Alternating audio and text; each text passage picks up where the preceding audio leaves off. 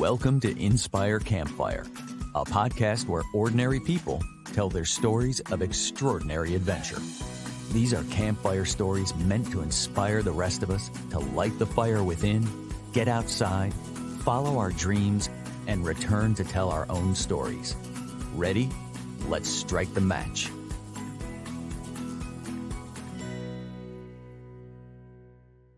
Welcome to the show. I'm your host, Scott Wurzbacher, and today we're diving into one of life's most profound topics, living and dying. Our guest is Niki DiGaetano, joining us from Salt Lake City, Utah. Niki had long been drawn to the idea of working with those nearing the end of life. But in 2022, a section hike of the Appalachian Trail gave her the confidence to step into that calling. After the hike, she told friends, if I could find work that allowed me to listen to people's stories, the good, the bad, the ugly, the traumatic, and the triumphant, it would be the truest work of my soul. That confidence led her to become a death doula, offering emotional, spiritual, and practical support to people at the end of their lives. Through her time in nature, Niki discovered profound lessons on how to live, and she now brings that wisdom to the compassionate care she provides for those facing their final journey. Get ready for an inspiring conversation about life, death, and the lessons we can learn from both. Niki, welcome to the campfire. Man, that was a really good intro. Thank you so much, Scott. I'm excited to be here. I love talking I, about this stuff. I am so excited to have you. This is going to be such an interesting conversation. We've already had one very interesting conversation, and now we get to bring the listeners in on it, and I'm so pumped. Niki, I think for context of the listeners, I love to just dive right in and talk about what it means to be a death doula. Absolutely. So, the official definition of a death doula is simply a non-medical support person who helps people at the end of their life, helps patients, helps the families, all that kind of thing. So, they're kind of similar to hospice in the sense that they work with the terminal and the dying, except that they never do anything related to medical things, right? Because hospices, there's like hospice nurses, there's always medical, there's always like medications involved, there's diagnosing, there's hospice doctors, things like that. And we don't do any of that. That's outside of our jurisdiction. But what we do is we fill in the gaps. When I was a hospice volunteer, I'm sure we'll get into that, but when I was a hospice volunteer, I remember with the training that I did, the hospice team that I was working with, they had no time at all. They would just rush from patient to patient and they could barely eat lunch in their car. Mm, And doulas are great because they have the time freedom to kind of choose, like, oh, we're going to take this many clients. And they can kind of partition that out a little bit better than hospice workers can because they just kind of show up to their job and do what they're told to do. And doulas also are more entrepreneurial because it's not really a field that has been widely recognized in the same way that hospice has. So you're not really going to find a job posting for a death doula. You just kind of have to do it yourself. And yeah. obviously, entrepreneurship, blessing and a curse. But one of those blessings is again that time freedom. So we can like spend hours with a patient, or I guess a client is technically the correct word. We can spend hours with our clients, whereas hospice team members can spend an hour at most if they're lucky. Yeah. But I think my visits are about an hour, but they can be longer if I wanted to. So that's kind of a roundabout explanation. Yeah. And, Doulas and also. Oh, sorry. no. Go ahead. Go ahead. Keep going. Yeah, I was gonna say that they can offer like robust services approaching the end of life, whereas hospice is usually pretty relegated to here. We have a social worker who helps with planning and stuff, and doulas can do that too. We can help with logistics. We can help with calling up people, making arrangements and pre-planning and such like that. But there's also doulas who specialize in more energetic things, like kind of the hippie woo-woo, Reiki, sound baths. I've heard are very interesting. I know a couple of doulas who do that, and some people choose to find that very healing and very soothing as they approach that time. So, I mentioned those things just to give a broad spectrum of the kind of offerings that we can provide. It's Yeah. kind of a top level overview. It's perfect. I'm curious. We're going to get into a lot of this in more detail later. Some of the specific services that you provide and some of the stories that you've had along the way. But how does one become a death doula? So the pretty simple answer is there's trainings for it. You can just kind of search online death doula training program, and there is a code of ethics that doulas follow, but it's not quite enforced in the same way that it would be for a therapist or a doctor, where there's like a licensing board who can take away your license. Like we don't really have those, but we do have standards we're expected to adhere to.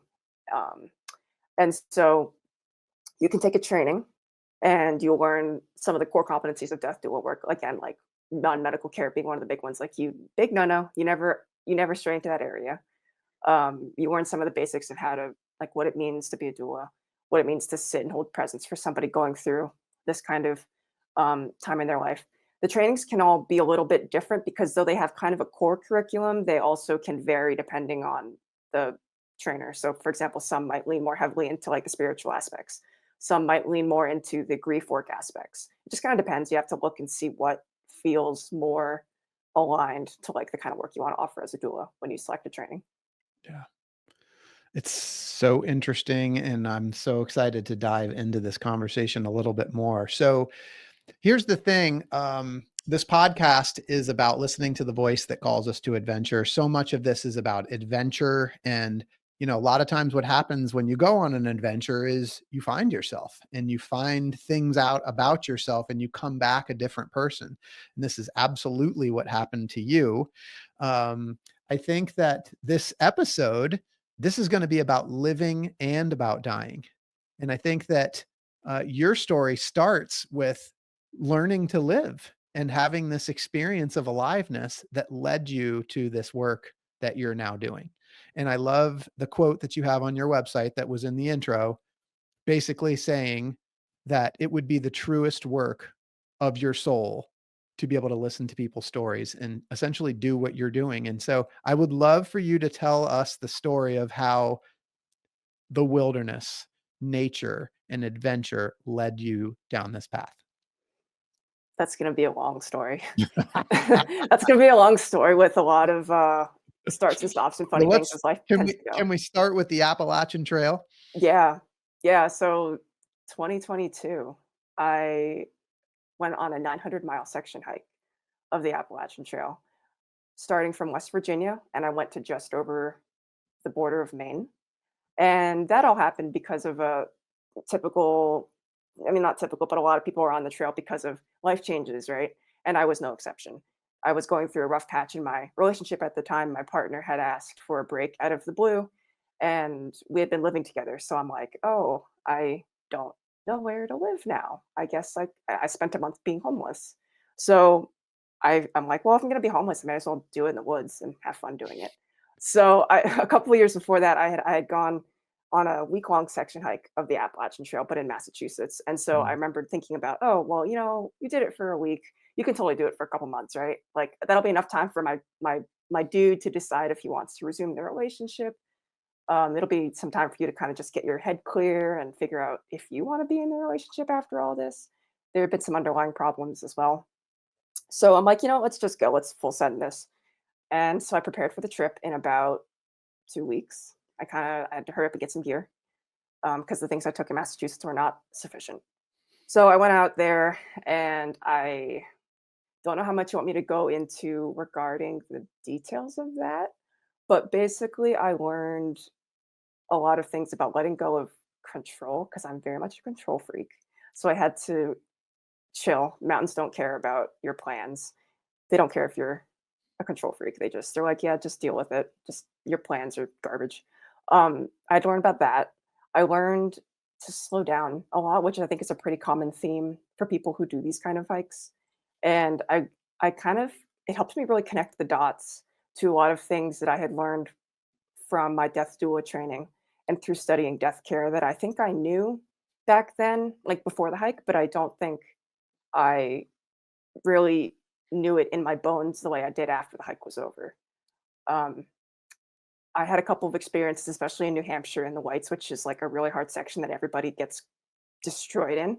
I actually decided to go super slow through there. Um, and it was so sublimely beautiful. And not that we didn't have rainstorms up there and it wasn't hard. But there were a couple moments where I remember just thinking like, wow, I'm alive and life is good. And I did this. I walked to New Hampshire and I'm almost done. I don't really want the hike to be over yet. Um, but wow, it just something just clicked in my spirit of I knew that I felt like I could finally just relax and be. And all my life I had been very hustling and grinding, and I'm sure we'll get into the details of that. Regarding the quote that you had mentioned on my website about the truest work of my soul and stories, that actually happened on the trail. Um, I remember listening to a story of a friend of mine who I was hiking with, and he just was like bearing his soul about a lot of things that were happening to him off trail and just some fears and just trusting me with a lot of vulnerability. And I remember thinking, wow, this is really special. I always was kind of a listener, but there was just something special about being gifted that moment. And the stars were out, and it was just a really pretty night that one particular time. Um, and then there were also just a lot of other stories you get handed while you're on the trail. You're hiking with a lot of people. You hear their tales. I met like a math professor. I met physicists. I met crazy cool people who were 19 years old and just doing this out of college. And I'm like, man, you guys are all so cool. So that's kind of the origin story behind that quote of like the work of my soul, because it just Yeah. filled me up so much to have that experience while I was out there as well. Yeah. It's amazing. I really, there's a few things that you just said that I'd like to dig into a little bit Yeah. more. Um, Namely, and maybe I'm going out of order here, but you said something clicked in my spirit. And I just wonder if you could describe what that felt like and what that experience was like those moments. There was a lot of crying, like good crying. It was happy tears of like, oh my gosh, this is what life is. It's not to say that we can't be functional adults and have jobs, because I don't mind that so much, but it just I was having trouble just doing that before the trail and also being happy. And I think what clicked was I was happy, truly, truly and deeply. I was just overjoyed. I was full of life, which sounds kind of, I don't know if I'm real. I feel like I'm circling on what I'm trying to say, or maybe what you were asking me, but it just felt like I was so full.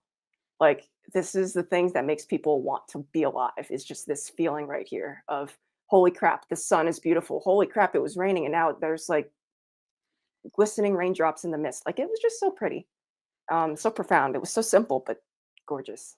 I don't know if that And helps. it does very much. It's just so interesting because this is what nature, this is what this kind of experience does, like when you're especially when you're out on an extended trip like the one that you did. But the three things that you mentioned, actually you mentioned two, but I know there's a third one in there because we talked previously, but that that contributed to this clicking in your spirit. You said that you had to let go of control. You said that you needed to slow down. And I know you had this sort of success mindset, this like sort of like achievement oriented, driving towards success. And I wonder if you could just sort of touch on those things and like how the trail helped you with those things and overcoming those things. Yeah. I feel like I spent a very long time, so basically all through high school and all through my 4 or 5 years of college, um, chasing success and chasing achievement and chasing happiness, really. Chasing goal posting actually is a better word for it, because that's what I was doing. I'd be like, oh, well, when I graduate high school, I'll be happy because I did the thing. And then it became, oh, actually, when I graduate college, I'll be happy because then I did that thing. And then it was like, oh, well, I'll be happy when I get a boyfriend, or I'll be happy when we move in together, or when we're married. And it's just like, holy crap, it just goes on and on and on. This constant dissatisfaction with where I was. And when I went on the trail, obviously the boyfriend kind of, that whole thing kind of fell apart. And I went on the trail thinking it was, I was planning to actually go to Katahdin. I didn't make it to Katahdin, which is a different story. I was planning, okay, that's 1,100 miles and I have 3 months to do it. This is totally feasible. And the first day out there, my knee got messed up and I was very not okay. It was an injury from the section hike a couple years before 2022. And it was just like reawakening, because it was an overuse injury, really, is all it was. Mhm. And so I'm like, oh crap. And I was stuck in a hostel for 3 days in Maryland, thinking, oh great, I'm never gonna, actually it was just over the West Virginia border. I'm like, oh, I'm stuck here. I'm screwed. And I stayed there for a day and then another day. And I'm like, I might have to go home like now. The hike's over. I took 3 months off work, And I told my family I was doing this, and now I have to quit on the first day. This is awful. I actually ended up not quitting on the first day. I met a masseuse who was really cool, and she helped me out, and I got out of there. But so then after that, I was a little bit more humble. The success of like, oh, let's go to Katahdin. Like, I'm like, actually, let's just go north. Let's just head north, and maybe I'll go to Katahdin. Maybe my knee won't let me. Maybe I'll stop in Pennsylvania when I walk home. I don't really know. So I stopped being ambitious. And then a little while later, about through New York, I was doing a lot better physically. Um, and I got cocky, and the whole success mindset and the whole goal chasing came back. And I'm like, oh, let's go fast. How fast can I hike? How fast can I go? I want to be like the mile crusher through hikers that I see all the time. So I started dialing up the pace, and I was eventually going around mm, 17 to 20 miles every day from New York straight through Vermont. And it turned into a job. Hiking turned into a job. It was no longer this fun thing that I was doing with the cool people that I was meeting along the way. Now it was like, oh, you're working. Get up, hike, go to bed. And no more time for snack breaks or taking your time during lunch. You have to hurry up because if you don't hurry up, you're going to get to camp after dark. So, and that got worse and worse as I got further north and the territory got harder, especially through Vermont. And in Vermont, I had like a mental breakdown of like, oh, I want to go home. Every thru hiker has this point of like, oh, I want to go home. This sucks. I'm tired. I'm cold. I stink. My feet hurt. And I'm just mentally kind of done. Like I was doing okay physically, but mentally I was so done. Um, and it was really because I was going too fast. Because the second I slowed down and decided, yeah, I'm not gonna go to Katahdin, I'll just go as far as I want and then call it. The second I let go of that, the hike got like so much better. It actually became the best it was, which was so about like right after like at the end of Vermont and through New Hampshire and then into Maine. It was just perfect. It was no longer hard. I mean, it was still hard, but mentally I was no longer brought to my knees anymore, even though physically it was brutal. So does that answer Was your question? it does, but was there like a deciding point? I mean, I'm envisioning you just told that story so well. Like you had this success mindset, you kind of let it go for a little bit, but then you healed and you got better, and then you were like right back to that success mindset. And it's almost like you didn't totally figure it out, but then you did. And I'm just curious, like that letting go, was it a moment? It was a couple moments, and it was pretty big and violent in the sense that I was just like sobbing on this one mountain in Vermont. I don't remember which one it was, but I was sobbing, and I've been thinking for about a couple weeks at that point as I ramped up that whole controlling my hike. As I ramped that up, I was starting to think like, dang, this kind of isn't what I thought it was, or maybe it was something cool and now it's not. Um, this kind of sucks. I want to go home. My boyfriend had decided he wanted to cancel the break, and I felt kind of guilty for being out here and not being with him. And I was again just the physical challenge of a trail. I was missing showers, um, and so I just started crying, and I'm like, "This is it. I'm done. I'm freaking going home. This is awful." Um, but a friend I'd been traveling with, she was physically breaking down. She was mentally okay, but she hadn't been eating enough, so she also got off trail for the same reason.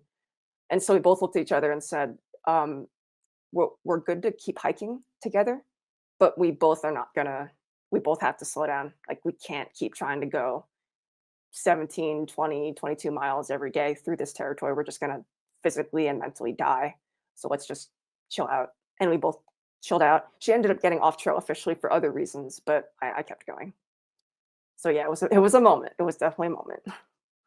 What did the trail do to you, this whole experience? I mean, we talked about these little things, the letting go, recognizing the success mindset, these things, but like big picture, like how did this experience lead you on to what comes next, which is like leaning into this calling of working in the death industry? Yeah, that's a multifaceted answer.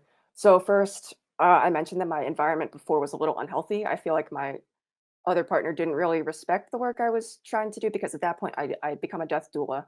I was sitting on the knowledge. I wasn't doing much with it. And I think now that I consider it, it was partly because I was afraid of what he would think. I didn't feel like I had his support. Maybe some of that was a me thing. Maybe some of that was a him thing. Either way, it wasn't conducive to me to step into this very vulnerable stuff, right?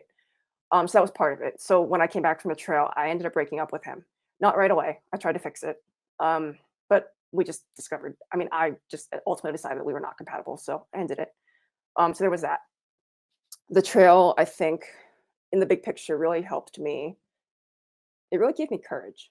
It really gave me courage to do a lot of things. It showed me I could do hard things. It gave me the courage to be like, hey, you don't need to cling to this safety blanket of a relationship that really isn't serving you, that you're kind of suffering in. You don't need to cling to that. And in fact, if you can do that, you can also do other things. And if you want to move across the country from Baltimore, which is where I was living, to Colorado, because I was pretty obsessed with Colorado and the mountains at that point. I'm like, I could just do that. I have a remote job, so I pretty much was. I was pretty sure that I would have the freedom to leave if I asked for it. So that wouldn't have been a huge transition. Um, and then I don't know. I think just doing all those things, which were big, big life changes, um, helps me realize, I've done these hard things. I've done the trail. I'm really proud of it. I've learned a lot, and I can do scary things. I could step out on a limb. I could stick my neck out there, and I feel like death work is definitely sticking your neck out there, like deciding to open a practice, and kind of dip a toe into this water. Um, I'd always wanted to do it, but I think I was afraid. I think I had like imposter syndrome before I even had a chance to do the work. It's like pre-imposter syndrome. I think I had that. And the trail helped me kind of knock me out of that. And it also gave me this urgency of like, this is such a beautiful thing you've done.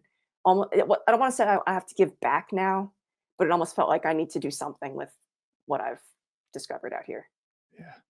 It's awesome. So to be clear, like you didn't find this work on the trail. Like this was something that you were always kind of interested in, and it took the trail to give you the courage and the confidence to go ahead and step into it. Yeah, I didn't find it on trail. I had known about it, and I had been a doula for 19, 20, 21. I had been doing this or immersed in this stuff for about 3 years before the trail. Yeah. And I was thinking about it while I was on the trail. So I had that context going into it, but it didn't set me on that path particularly. And I'm curious, a little bit of a sidebar here, but like you chose the Appalachian Trail. Like you could have done anything. Like you Mhm. said, well, I'm just going to go do the actual, like, where did your adventure spirit come from? And like, why did you choose that particular outlet, I guess? Yeah, so I grew up next to the Appalachian Trail. I grew up in Pennsylvania, northeastern Pennsylvania, right at the New Jersey Pennsylvania border. So the Delaware Water Gap of Trail was something I day hiked all the time growing up. I did it with friends as I got older. Um, I had also done that 1 week section hike through Massachusetts a couple years before that. And I don't know, I've just always been kind of a wanderer. I do like solo hiking a lot. So I figured like, I've done it before, I'll do it again. It's just a little longer this time. I like the freedom. I do think there's merits in doing these sort of things with others, and that happened a lot in my long section hike as well. But the freedom of just kind of going out there and doing it and not having anyone to tie you down or bounce decisions off of, just like I can decide to do whatever I want, and this is really fun. Yeah. Um, yeah, I think I've always just kind of had that in me. I love it. So I wonder if we could go back in time before the Appalachian Trail, because this calling that you had in death work as a death doula was something that came before you went on the trail. It took the trail to really draw it out of you, Yeah. but you've always had this calling, and I'm just curious, like if you could talk a little bit about like where that calling came from, like your interest in this kind of work. How did that come about? Yeah. So all through college, I actually majored in graphic design and marketing, which is currently my day job. Um, and then after college, I graduated and got hired right away, and it seemed like a really good situation. I also, through the salary, was able to get a nice little apartment for myself. Moved out, did the job for about a year, and it was fine. I was learning, and I had the potential to go pretty far with that job. But then I started realizing, like a year in, so this would have Mhm. been early 2019, 2018. um, I started realizing, man, I'm really unsatisfied. And that kind of goes back to that goal posting Yeah. problem that I had for Yeah. most of my life. I'm Yeah. like, oh, I've done all the things I wanted to do. And you've arrived. You're 23 years old, and just work at this job forever until you die, I guess, right? That's actually almost word for word what I would think, like verbatim throughout my Yeah. days as I sat in my cubicle and worked.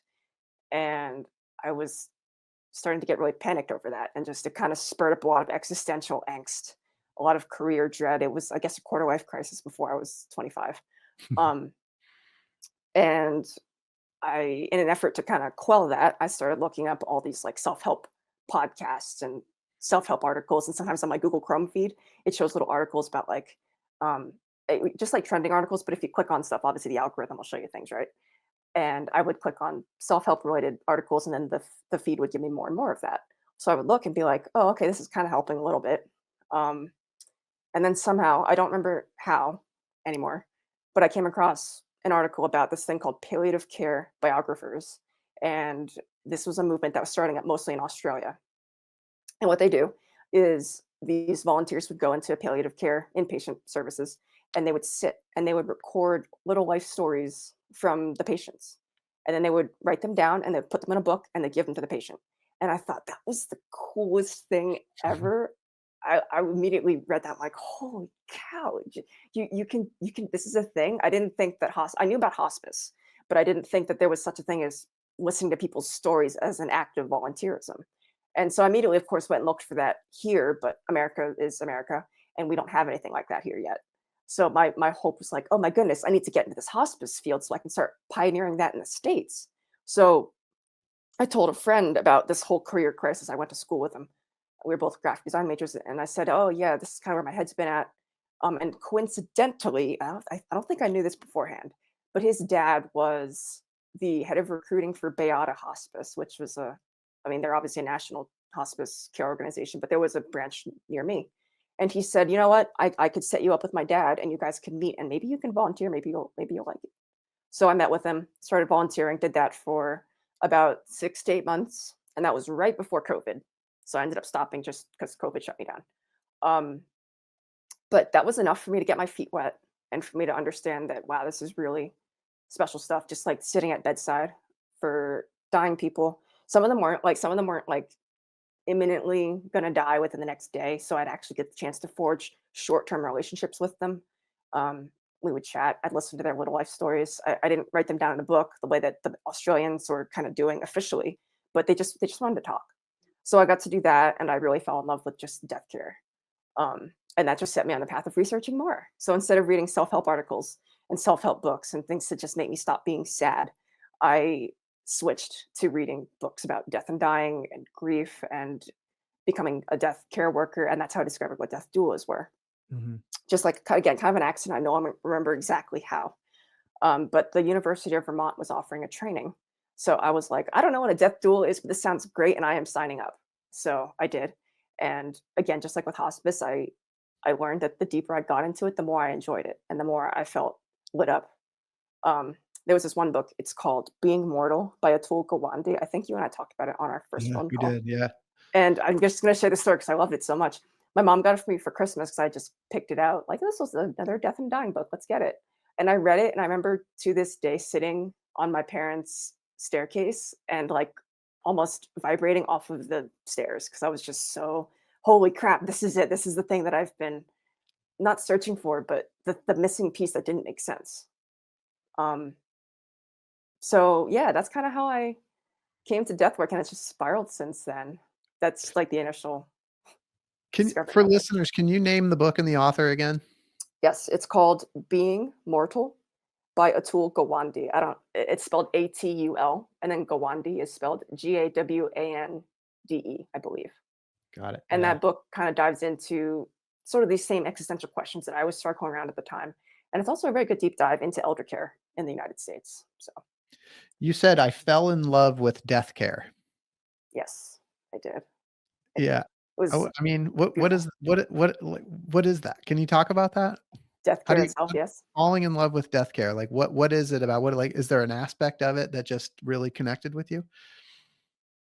At its core, death care, I think even you mentioned it, this episode is going to be about death and dying, but also about living. And at Mhm. its core, that's what death care is. That's what the study of dying is, because when you talk about dying, you're also talking about living in the sense that, let's take a hospice patient, or let's take a potential client, a doula client or something. When deciding how much care they want at the end of life, like how much like life-saving measures or how much they want to prolong their treatment, you kind of get at questions of their values. Maybe some person might say, I want to be alive and I want to keep receiving life-saving measures as long as I'm still able to talk to my loved ones. But as soon as I'm nonverbal and I'm like comatose, you can just let me go, I'm good. Or someone might say, I don't mind being comatose because I know that they're still there with me.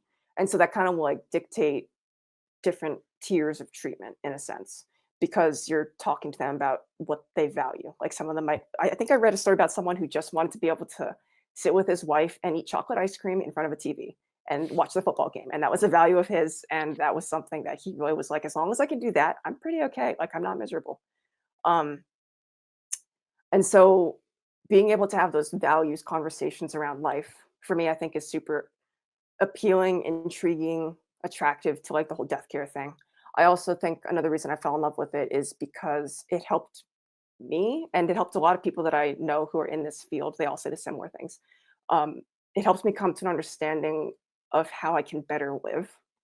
Because before I was goal posting, I was future projecting, or I was looking at the past with rose colored glasses and being like, oh, the good old days of my teenage years are gone. I'll never have those again. Now I'm just a crusty old washed up 9 to 5 hamster wheel worker. Um, and death work and just kind of the ideas around it helped me kind of sink into actually, dum dum, life isn't guaranteed. Life is precious. A lot of people die. It can happen anytime.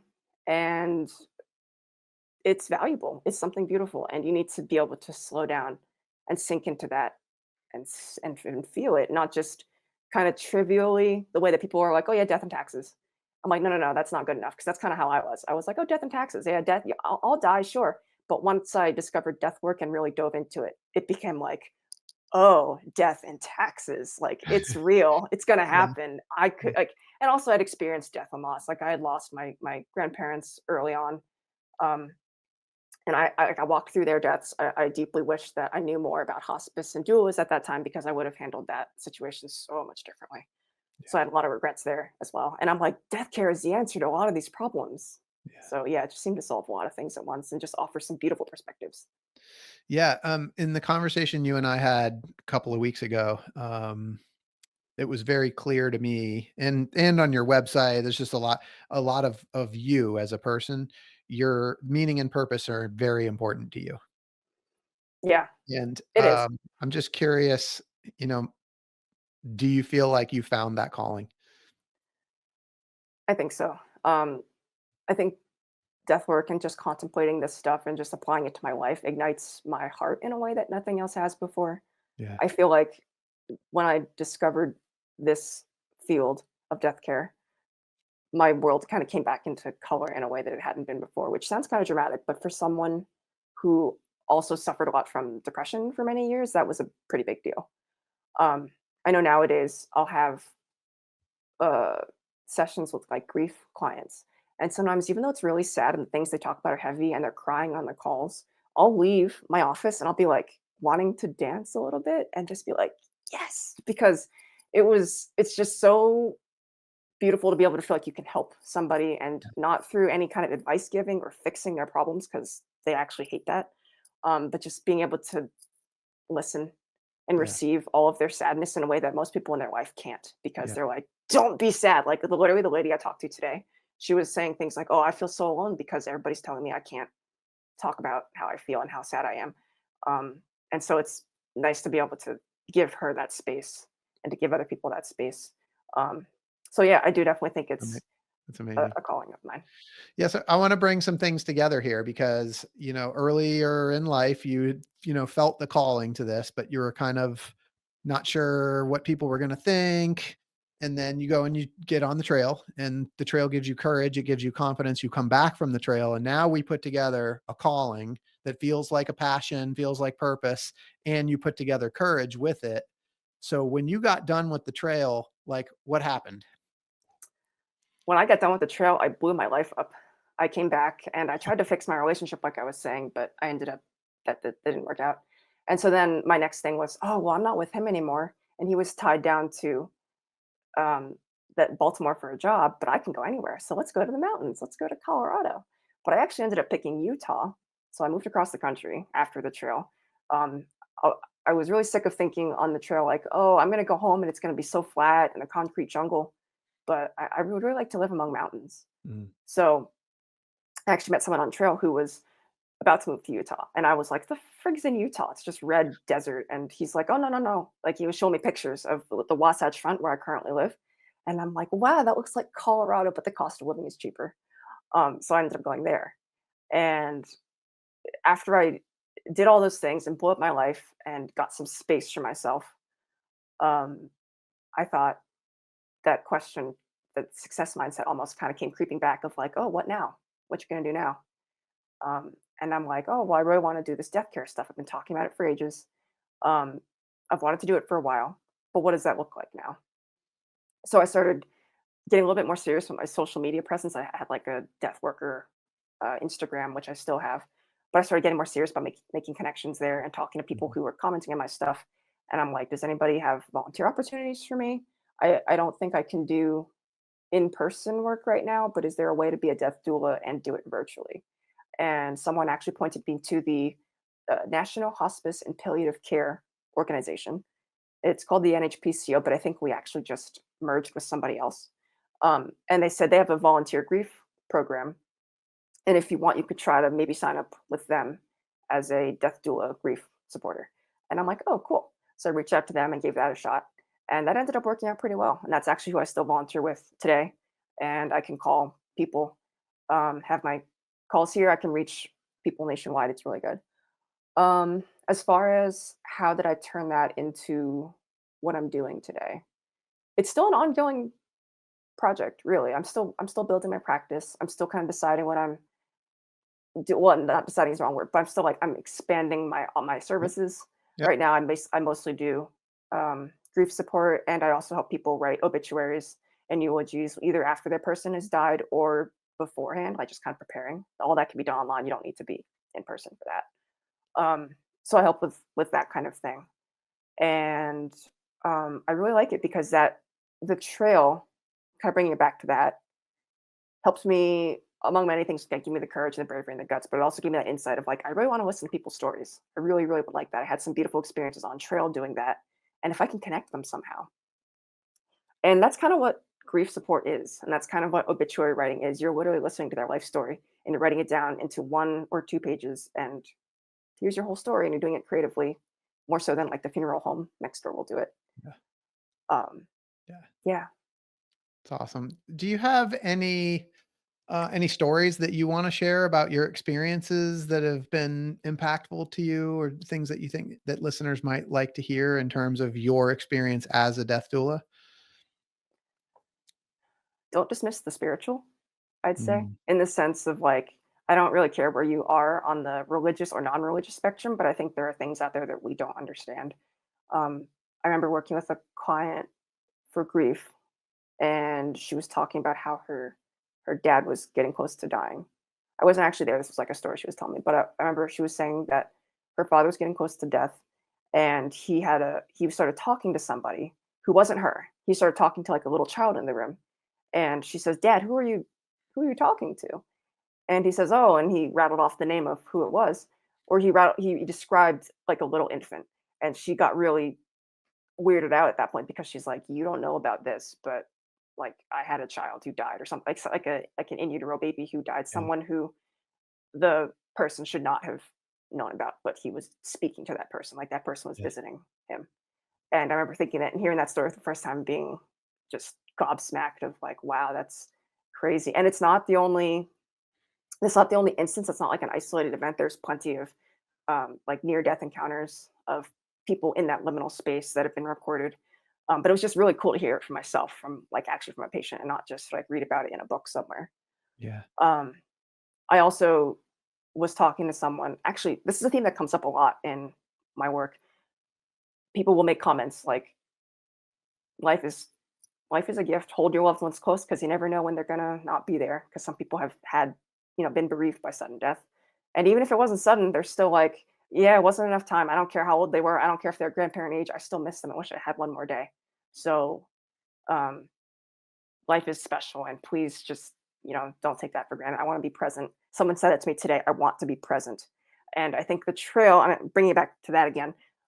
Really helped me do that. Of like, you can be present in the moment, and also you can still work towards meaningful work, which might be another story for another time if you want to go that direction. That's kind of off topic of what you were saying.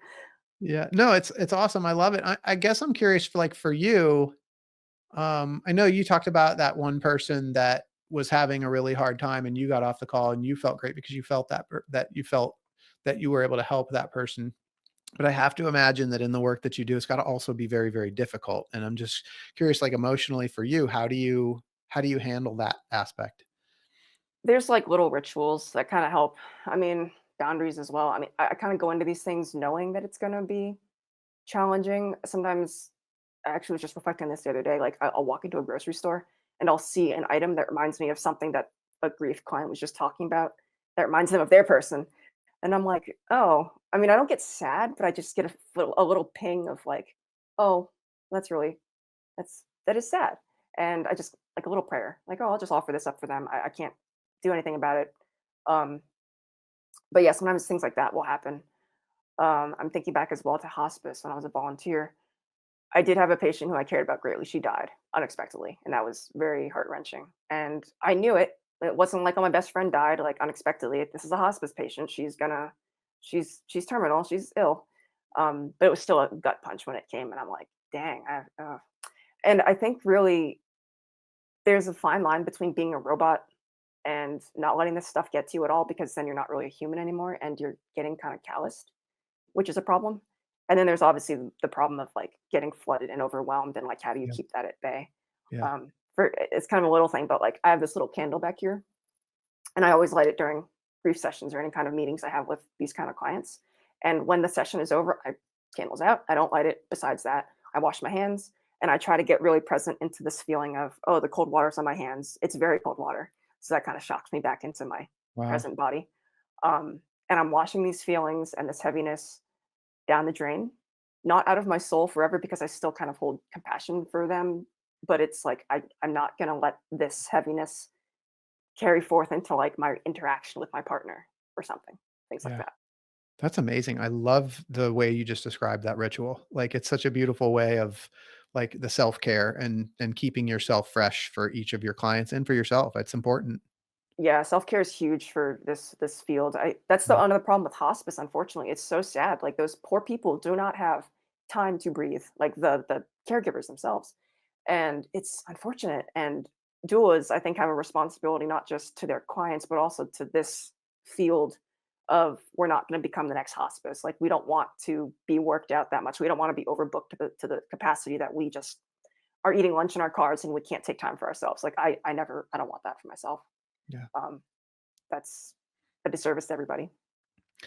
Yeah, Nikki, so this episode is about living and it's about dying. I want to talk specifically about death for a minute because you and I had a really good conversation before this. And a couple of years ago, I had the opportunity to go to the Kingdom of Bhutan, and it was such an interesting culturally. I had some conversations there with local people and we talked about like the differences between, and not even necessarily the differences, but sort of their perception in that part of the world about death and how different it seems to be there. It's it's not something that is feared. It's not something that is that they try to stave off. It's just like a natural part of life, and they do celebrations and they'll actually sit with the bodies for a while, and it's just and then like here in the West, like especially in the United States, it's just something that it's like something we don't want to talk about. It's something that we're afraid of. It's like we do everything that we can to stave it off.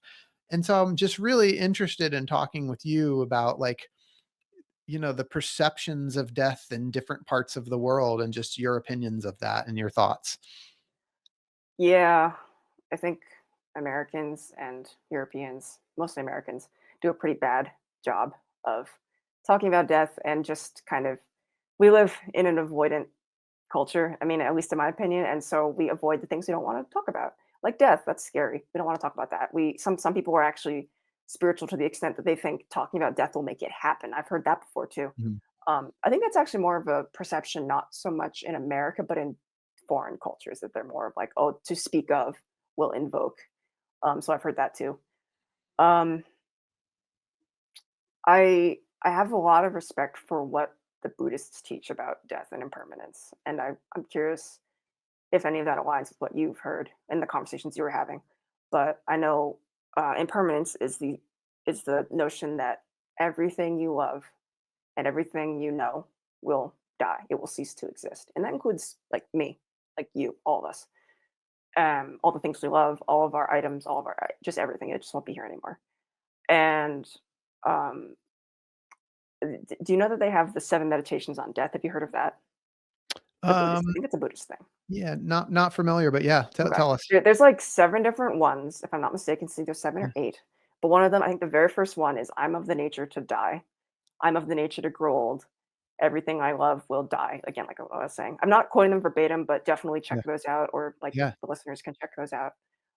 And what you do is you're kind of saying those words in your mind, and then you're kind of going into a meditative state, and you're reflecting on those words, and you're asking yourself, does that bring up any tension in my body? Like, am I clenching my jaw now? Is my heart beating faster? Do I feel tightness? Do I feel lightheaded? And for most people, the answer probably is yes for some of them. And they're basically saying you're gonna die, but in a couple different ways. And some ways might poke at you a little bit more than others, is kind of what they're trying to get you to think on, to meditate on, to come to terms with. And I think that's a really cool thing that I think is starting to come more into fashion in the States as people kind of embrace the, not so American phobic stuff that is our hallmark. Um, and I think that's good because it helps us better be able to have these conversations about planning your end of life. What do you want that to look like? Not that you can control the projection of a disease, but ideally, what would you want that to look like? What would you want your care to look like? What would you want your funeral to be like? Trying to deal with all those things after you're dead is such a burden for the family. Like I remember watching my mother go through that with her parents, and it was exhausting. And that, you know what, her parents really didn't like to talk about death. Her mother was okay with it, but her dad was not. He was like, mm-mm, not. So yeah, just the typical, right? Typical attitude. But it's so much different when you can just kind of have these conversations. And to have the conversations, first you have to be comfortable talking about it and yeah. thinking about it in your own self before you could talk about it with someone else or your parents, right? It's hard. So that's one reason I really like the meditations on death Yeah. and impermanence. So I'm curious, like the more you do this work, like how has your perception or the way you think about death changed? The other day, I was actually just thinking about whether or not death work can contribute to a bit of anxiety in a doula or a hospice caretaker because you are around it a lot. Mhm. Whether you're around the bereaved who have lost somebody to violence or suddenly or whatever, you just know it's there. It's always in your forefront. You can't really avoid it the way other people do. And so I was like, does death work make you anxious? Sometimes my partner doesn't text me, for example. I'll be like, oh, most people will think, oh, is he cheating on me? Is he with another woman? I will actually ask myself, is he fucking dead? Like, does his job see he's construction? So I'm like, does his job site people know to contact me if he's in the hospital because he hasn't answered me for 2 hours? Like, what if he's dead? And so I had to think about Yeah. like coming to terms with, okay, so there is a little bit of anxiety that probably wouldn't be there if I wasn't engaging with this work Mm, to the level that I'm doing it. yeah. It's not to the point where I'm disabled by it. Like, I don't that doesn't that ping of Sure. like, "Oh shit, what if he's dead?" Sure. comes into my Yeah. head, but I don't panic attack over it. Yeah. But, in a way, like I was saying, kinda going back to the whole being human and doing this work and not being a robot, I feel like it would be abnormal to not feel a little bit anxious around death Sure. when you do it. And also, paradoxically, at the same time, it does enhance my appreciation for living by being so close to dying. Because I do look around with a mindset pretty much all the time of like I keep saying, life is a gift. And not in that like live, love, laugh way, but in the sense of like life is a gift. Everything about life, even the shitty parts, even my morning cup of coffee, I can make that into a gift by just savoring the hell out of it. And talking to my parents is a gift, even when they frustrate me. And I'm not saying any of this to spiritually bypass or toxic positivity or whatever the word people label things now. It's like both and. Like I can acknowledge that I get frustrated some days with people, but I can also acknowledge that most of the time I have been able to view death as this vehicle to more fully engage with my life and the people in it. Yeah. And even the little things like walking makes me really happy. Like, wow, it smells so good today. I can just sink into that and not be like thinking about my to-do list. I can just be like, my to-do list can be I'll think about it over here, like an hour ago. But now I'm going to be here. I'm going to be present. And this is great. I'm going to enjoy my walk around town and not think about other things because this is a beautiful moment. I'm feeling a vibe of gratitude. Yeah. Yeah. In a word, I warned you I was long winded. In a word, that is what death Yeah. has helped me cultivate gratitude in a really beautiful sense. Yeah. That's awesome. So with that, for people that are listening, like especially as it relates to living a full life in preparation for the ultimate reality of death, what advice do you have for people that are listening? Don't take people for granted in the sense that you can engage healthily with them. I'm not going to start going into toxic people, but don't take people for granted. You don't know when you're going to see them next. Don't put off happiness in pursuit of tomorrow. The goalposting problem that I have. Don't be me. Uh, don't miss time. Try to be present as much as you can. And that presence can be something as simple as, like I was saying, just taking a sip of coffee and feeling the temperature of the mug or the temperature of the thing that's in your mouth. Like, oh, this is really nice. Like, what's the flavor like? Instead of just mindlessly chugging your coffee, Mm, like being some presence, cultivating some stillness in that. And no one can tell me they don't have time for that because everybody's like, oh, I don't have time to meditate for 20 minutes. Maybe you don't, but you have time to do that. Um, Another thing I'd say is talking about death. I think it's evident this conversation has been very life-giving and life-affirming and yeah. not morbid because people tend to think that, oh, talking about death is morbid. No, talking about death is a gift. Like, it's a gift to the people you're talking about it with. It's a gift to yourself. Um, and I also would say that things and time and people become more precious when you know that it's limited. Yeah. So, like, when I moved, for example, visiting my parents suddenly became something sacred. Like, oh my gosh, I'm going to miss you guys so much. I'm so happy to have dinner with you. I'm going to do my very best to be in this moment and not think about the to-do list that I have to do tonight. Like, I want to be here because I know that I'm going to have to say goodbye to you and not see you again for another couple months. Yeah. So, yeah, presence, gratitude, groundedness, all of those things. Thank you for all of that. Huge Yeah. gift. You're working on a book. Yes. Yeah. It's going to be a little bit more organized than this ramble that I've upchucked today. But yes, the all the things that we've talked about here, living, dying, some of the insights from my work as a death doula, and also kind of set against the backdrop of my Appalachian Trail hike. Yeah. So cool. Do you have any kind of timeline in mind for that? Oh, well, it's New Year's resolution time. So this year I committed to finishing the first draft. I've been Cool. working on it though, here and there for about 2 years though. So cool. Um, I knew I wanted to write a book about death, and then I did the Appalachian Trail hike, and then I was like, "Oh, I wanna write about that." Nice. So, Well, yeah. Nikki, how can people interact with you, work with you, get in touch, or even just stay in contact and up to date on your progress with the book and the work that you're doing? Yeah, my website is numbered-days.com. So I'm there all the time. Instagram as well, if you're a social media person, numbereddays.doula. Doula, I don't know for anyone not spelled Doula. And the book, I'm putting excerpts on that and also writing about the hike on my Substack newsletter. So that is Niki Nikillelle .substack.com.